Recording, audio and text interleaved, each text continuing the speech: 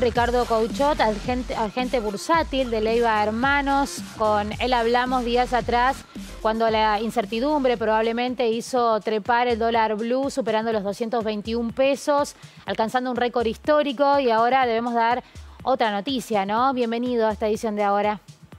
Buenas noches, muchas gracias. Buenas noches. Bueno, hubo acuerdo y se tranquilizaron los ánimos de alguna manera en el mercado cambiario. Sí, tal cual. Este principio de acuerdo hay que recalcar que está sujeto a la aprobación tanto del Congreso argentino como el staff del Fondo Monetario, que seguramente sea un trámite, pero algunas negociaciones extras seguramente va a implicar para el Congreso argentino conocer todos los detalles. Más allá de esas particularidades, sin lugar a dudas, es una muy buena noticia que se haya avanzado en ese sentido. Hay que recalcar que primero se hizo el pago, ¿sí?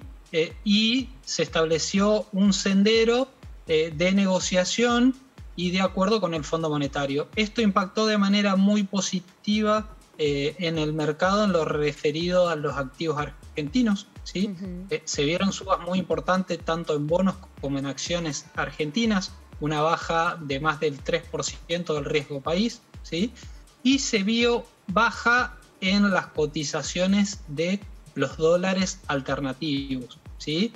Más allá del dólar blue, que bajó aproximadamente unos 10 pesos, ¿sí? El dólar MEP y el dólar contado con liquidación también se mostraron con unas buenas bajas, ¿sí? Entre el 5 y el 4,5%, ¿sí?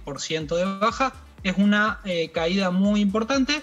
Seguramente en días venideros puede seguir aflojando un poco. La verdad es que es una muy buena noticia y el mercado lo tomó de esa manera.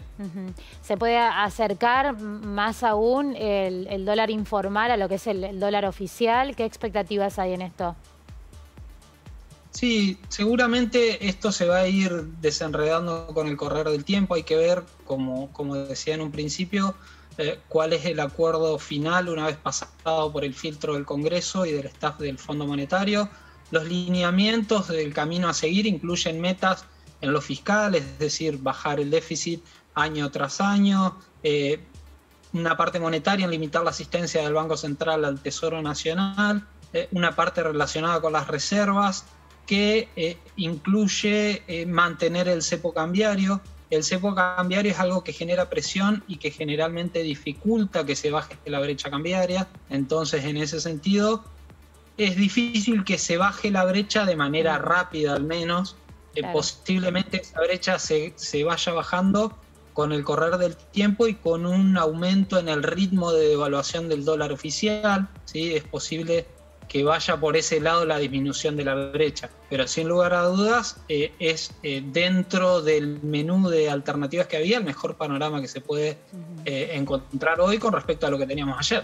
¿No se da entonces indicios de que permitan tener una perspectiva en cuanto a la eliminación de este cepo, de este límite que existe, ¿no?, para la compra de dólares a los ahorristas? No se ve que se pueda avanzar en ese camino. De hecho, se estableció un objetivo de acumulación anual de reservas de 5.000 millones de dólares, ¿sí? Ese objetivo uno entiende que es de mucho más difícil cumplimiento si se relaja el cepo cambiario. Claro. ¿Sí?